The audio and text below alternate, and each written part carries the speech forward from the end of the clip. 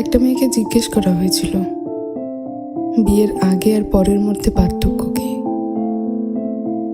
তখন সে বলেছিল, বিয়ের আগে ছিলাম বাবার বাড়ির মেয়ে, আর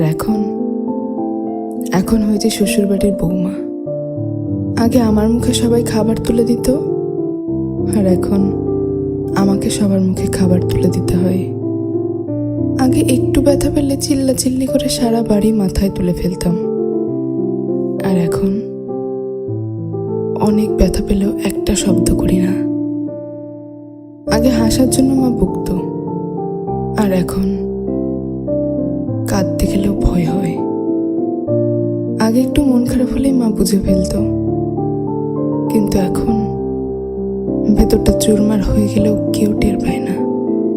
আগে ভাবতাম বাইরের জগৎটা অনেক শান্তি, কিন্তু এখন বুঝি মায়ের আঁচলে নিজেই শান্তিতে ছিলাম।